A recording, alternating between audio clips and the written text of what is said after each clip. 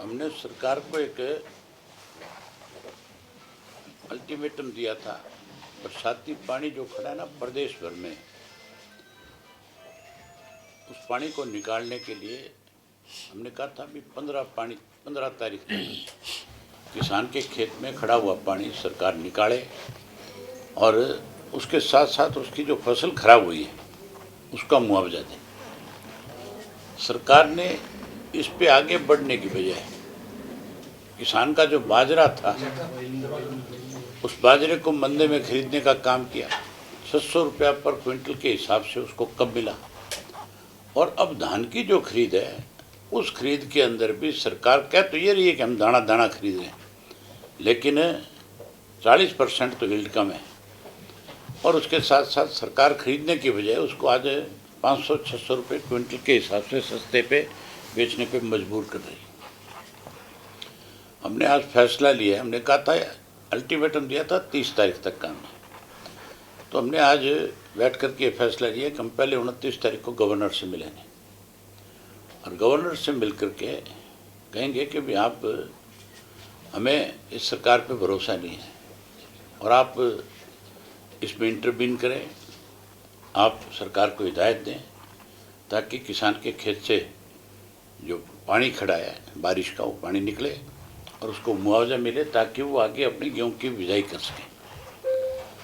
अगर उसके बाद भी कुछ नहीं हुआ तो फिर हम उसमें अगला जो कदम है आपस में सारे साथी बातचीत करके बड़ा कदम उठाएंगे जिससे सरकार को मजबूर किया जा सके।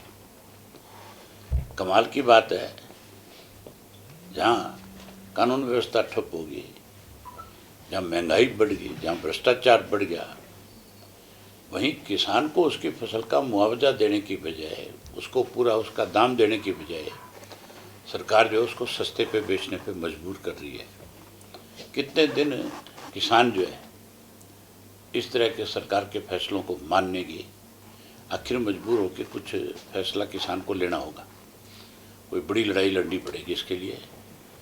तो हम अपनी पार्टी की तरफ से प्रदेश भर के किसान के पास जाएंगे और उसको इस बात के लिए तैयार करेंगे कि हम आपकी लड़ाई लड़ने को, आपकी अगवानी करने के लिए तैयार हैं। आप हमारा साथ दें ताकि सरकार को मजबूर किया जा सके और आपको आपकी फसल का दाम दिलवाया जा सके।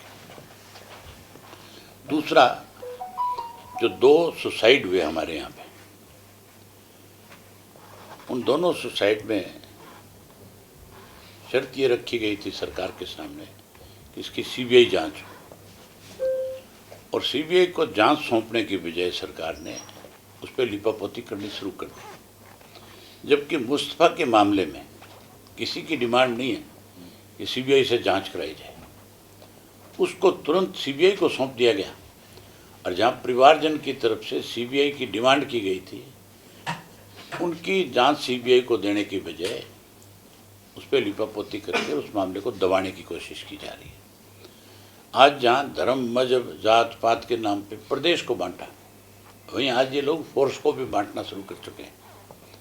वहाँ पे भी इस तरह से लोगों में आपसी तनाव पैदा करना चाहते हैं। इसलिए इसकी जांच सीबीआई से हो ताकि फोर्स में इस तरह का कोई तनाव पैदा ना हो।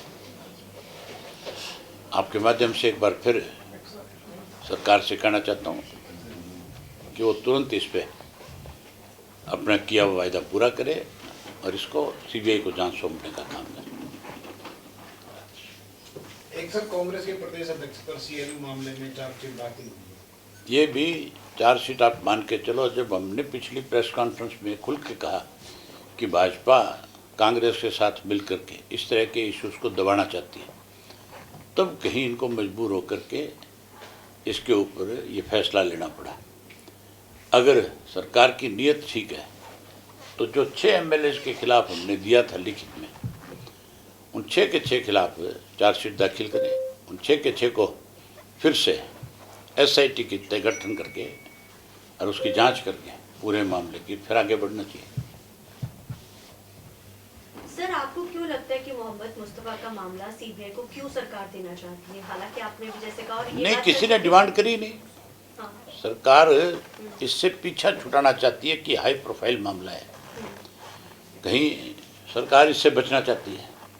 क्योंकि उनकी बीवी मोहम्मद मुस्तफा की वाइफ को भी कांग्रेस की वजारत में रही है पंजाब में, मंत्री ने जब कैप्टन मुख्यमंत्री उस चीज़ थे, का तो कोई आपको मायना लगता है कि नहीं है। पंजाब के साथ कनेक्शन उस की वजह से ऐसा उस किया चीज़ जा का रहा है? कोई मायना नहीं है। जी मायना तो इस बात का है कि क्यों इन्होंने सीबीआई को जांच दी, क्यों जांच करने से कतराई सरकार,